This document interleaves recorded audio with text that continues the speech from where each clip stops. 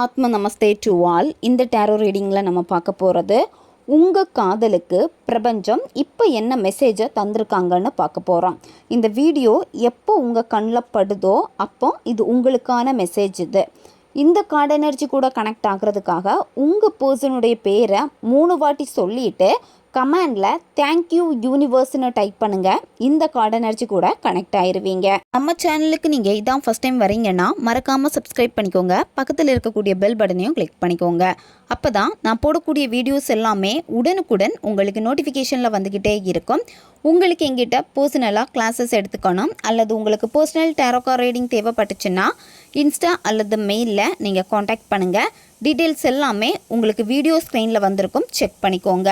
இப்போது இந்த ரீடிங்கில் நம்ம போகலாம். பிரபஞ்சம் இந்த காதலை இனிமே அடுத்த கட்டம் எப்படி கொண்டு போக போகிறாங்க, பிரபஞ்சம் உங்களுக்கு கொடுக்கக்கூடிய நல்ல செய்தி என்ன, அதை பற்றியெல்லாம் பார்க்க போகிறோம். இந்த ரிலேஷன்ஷிப்பை பார்க்குறப்போ இந்த ரிலேஷன்ஷிப்பில் அதிகமான அர்ப்பணிப்பு காமிக்குது. அதாவது நீங்கள் 2 பேருமே நிறைய லவ் பண்ணியிருக்கீங்க. அந்த லவ்வை அடுத்த கட்டம் கொண்டு போகணும் அப்படின்னு நிறைய முயற்சிகள் நீங்கள் எடுத்திருக்கீங்க. இந்த லவ்வை திருமணம் கண்டிப்பாக செஞ்சே ஆகணும் அப்படின்னு நிறைய பேச்சுகள் நீங்கள் 2 பேரும் பேசியிருக்கீங்க. அது மட்டும் இல்லாமல் எப்படி ஒரு வாழ்க்கையை வாழணும் அப்படின்னு ஒரு ஹாப்பியான லைஃப்பை வாழ்கிறதுக்காக நிறைய திட்டமிட்டிருக்கீங்க. உங்கள் நபர் கூட சந்தோஷமாக குழந்தை, ஃபேமிலி எல்லாமே வேணும் அப்படின்னு ஃப்யூச்சரை நினச்சே நீங்கள் பேசுகிறப்பவே நிறைய கனவுகள், அது மட்டும் இல்லாமல் அதுக்கான நிறைய முயற்சிகள் எடுத்திருக்கீங்க. நிறைய பேருக்கு பார்த்திங்கன்னா இது திருமணத்தில் கைகூடி இருக்கும். இந்த ரிலேஷன்ஷிப்பு திருமணம் வரைக்கும் ஸ்டாப் ஆகியிருக்கும்.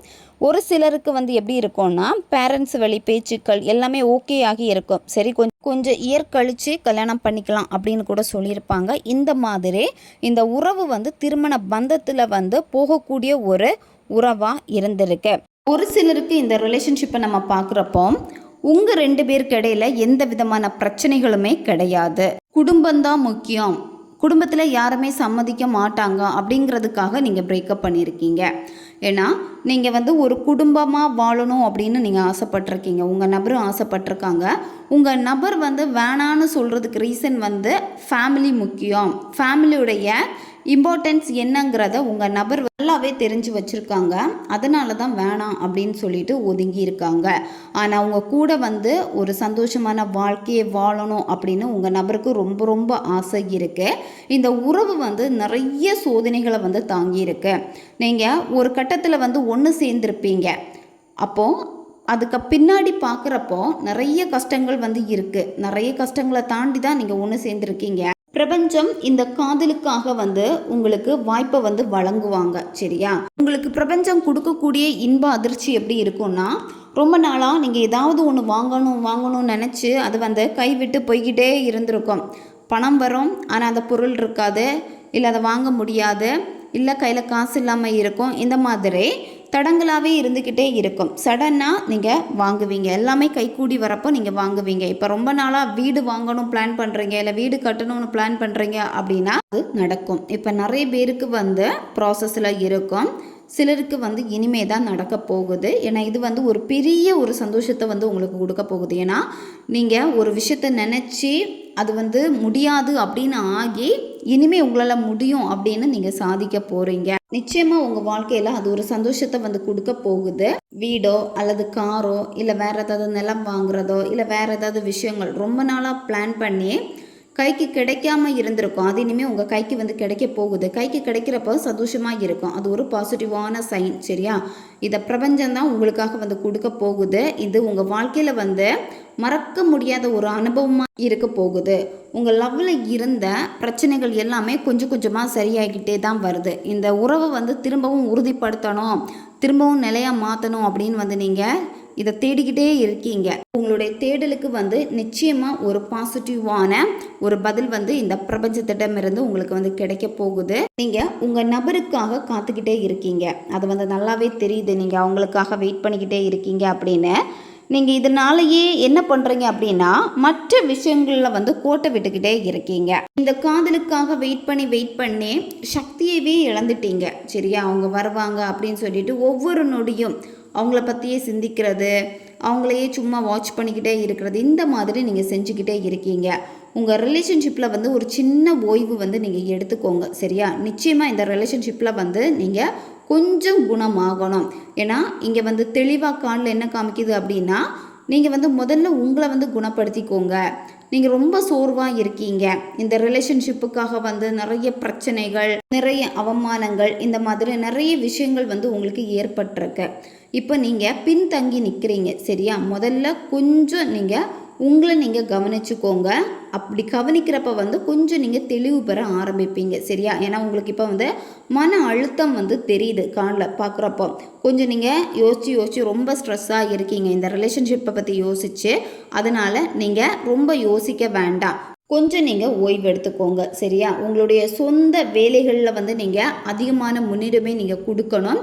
முன்னுரிமை கொடுத்தா மட்டும்தான் உங்கள் உறவுக்கு வந்து ஒரு வெற்றியை வந்து நீங்கள் பார்க்க முடியும். உங்கள் பர்சன் உங்ககிட்ட பேசாமல் இருக்காங்க, இப்போ நீங்கள் நோ கான்டாக்டில் இருக்கீங்க, பிரேக்கப் ஆகிருக்கு அப்படின்னா அவங்களுடைய மௌனம் வந்து உங்களை ரொம்ப ரொம்ப பாதிச்சுக்கிட்டே இருக்கு. இந்த மௌனமான சூழ்நிலையில் கூட நீங்கள் பதட்டப்பட வேண்டாம், சரியா?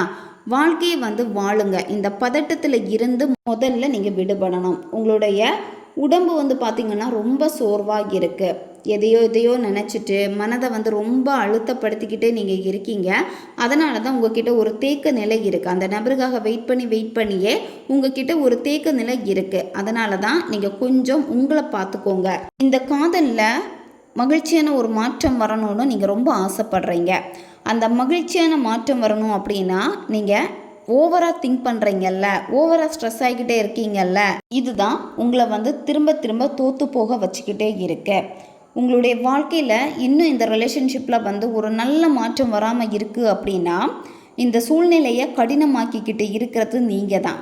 பிரபஞ்சம் வந்து சூழ்நிலைகளை வந்து எல்லாத்தையுமே வந்து லேசாக்கணும், எல்லாத்தையுமே சரி பண்ணி கொடுக்கணும் அப்படின்னு வந்து அதுக்கான நிறைய வாய்ப்புகள் வந்து உங்களுக்கு கொடுத்துருக்காங்க. ஆனால் நீங்கள் என்ன பண்ணியிருக்கீங்க அப்படின்னா எல்லாத்தையுமே மாற்றி விட்டுருக்கீங்க. இந்த ரிலேஷன்ஷிப்பில் வந்து இப்போ உங்களுக்கே முடிவெடுக்க முடியலை, ரொம்ப சிரமப்பட்டுக்கிட்டே நீங்கள் இருக்கீங்க.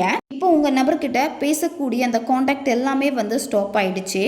இப்போ அதனால தான் உங்களால் எந்த ஒரு முடிவும் எடுக்க முடியலை, முன்னேற முடியாமல் ரொம்ப கஷ்டப்பட்டுக்கிட்டே இருக்கீங்க. இப்படி நீங்கள் இருந்தீங்க அப்படின்னா பிரபஞ்சத்துடைய பாதியை வந்து உங்களால் பார்க்க முடியாது. உங்களுக்கு எல்லாமே தெரியுது, உங்கள் மைண்ட் செட் எப்படி இருக்குது, எதை பற்றி யோசிக்கணும், எதை பற்றி யோசிக்கக்கூடாது, உங்களுக்கு என்ன வேணும் அப்படிங்கிறது எல்லாமே தெளிவாக உங்களுக்கு வந்து தெரியுது.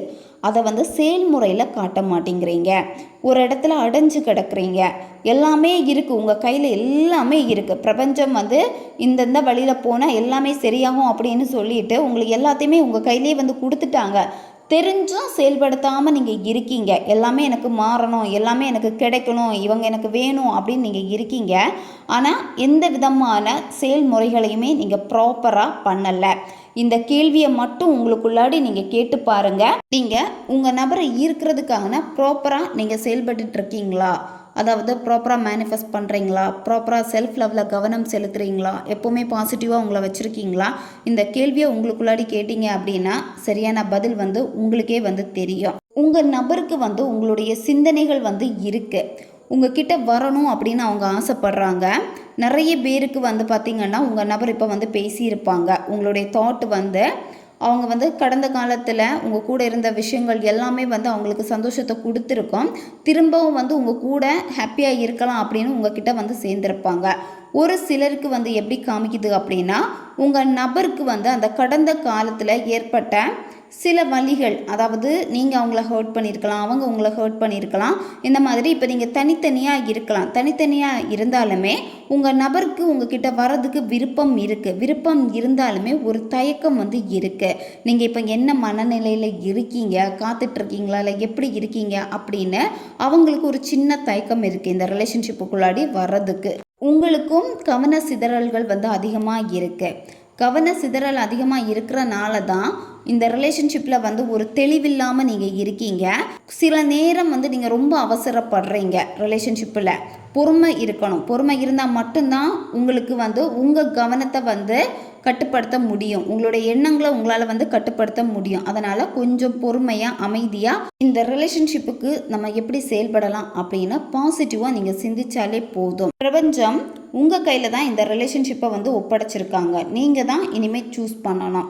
உங்களுக்கு என்ன பாதை வேணும், இந்த ரிலேஷன்ஷிப்பு வேணுமா இல்லை வேணாமா அப்படிங்கிறத வந்து நீங்கள் தான் முடிவெடுக்கணும் அப்படின்னு உங்கள் கையில் வந்து கொடுத்துட்டாங்க. இப்போ நீங்கள் எப்படி இருக்கீங்கன்னா, அந்த வழிக்கு வந்து வந்துட்டீங்க. இப்போ அந்த வழியில் சரியாக போகாமல் இப்போ நீங்கள் வேற ஒரு பாதையில் போய்கிட்டே இருக்கீங்க. வேற ஒரு பாதை அது எப்படி இருக்குன்னா, தேவையில்லாத கவன சிதறல்கள், மன அழுத்தம், நெகட்டிவ் தாட் இந்த மாதிரி இருக்கீங்க. அதனால் வந்து நீங்கள் போகக்கூடிய அந்த பாசிட்டிவான பாதையை வந்து நீங்கள் திரும்பி பார்க்காம இருக்கீங்க. அதுக்காக தான் வீட்டுக்குள்ளாடி அடைஞ்சு கிடக்காதீங்க. நீங்கள் எல்லா செயல்களையும் செய்யணும் அப்படின்னு உங்களுக்கு மனசில் வந்து ஒரு ஆசைகள், விருப்பங்கள் எல்லாமே இருக்குது. ஆனால் செயல்முறையில் எதுவுமே நீங்கள் இன்னுமே செய்யலை, சரியா? அதனால் அதை வந்து நீங்கள் முதல்ல முயற்சி பண்ணுங்கள். நீங்கள் பிரபஞ்சத்துடைய பாதையை வந்து சூஸ் பண்ணீங்க அப்படின்னா ரொம்ப கலர்ஃபுல்லாக இருக்கும். எந்த இடத்துக்கு போகணுன்னு ஆசைப்பட்டீங்களோ அந்த இடத்துல பிரபஞ்சம் உங்களை கொண்டு விட்டுருவாங்க. எப்போவுமே யோசிங்க.